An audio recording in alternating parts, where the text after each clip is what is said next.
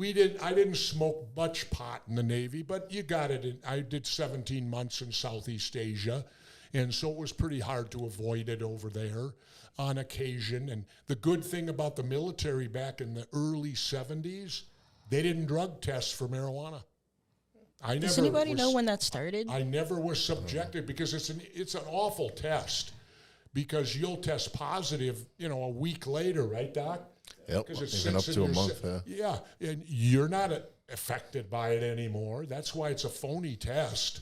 Right. If they're going to test, they need something that would test it immediately. Exactly. Not something that where it sits in your fat cells and you test positive 3 weeks later. Well, you're hardly high 3 weeks later, And so I didn't do much, but where I did do it was wrestling. Okay. Why? Because I can tell you, there was a time in my wrestling career, I wrestled 63 consecutive days in a row. Oh, just for recovery then. Yeah, anti-inflammation. 63 days in a row. Well, here was what I'd do. I'd wrestle. Generally, you're spending the night in a hotel. I'd go to the hotel. I'd smoke a joint. I'd order room service, which it always makes it better. Makes hotel food better, even though it may be good to begin with, but this made sure it was good. And then what it did, when it would start wearing down, I would get a full night's sleep. Yeah. And so I could wake up the next day, go to the airport, fly to the next city, go to the gym, work out, and repeat the whole thing over again. So I will unequivocally tell you that I used marijuana a great deal when I wrestled, and I had to hide it. I mean, if I got busted with it, I'd go, and I went through airports and all that stuff, and this and that. But you know what the great thing about marijuana was?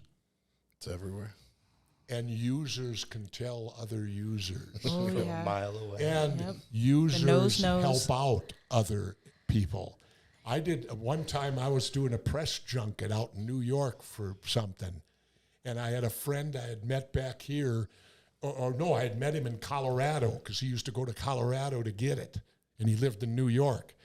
And he walked up to me at the press junket when no one was watching, and he slipped 2 joints in my hand, and he said, "Here, I know you're flying around. I thought you might need these for tonight." What a great gift. But I mean, and I thought, thank you.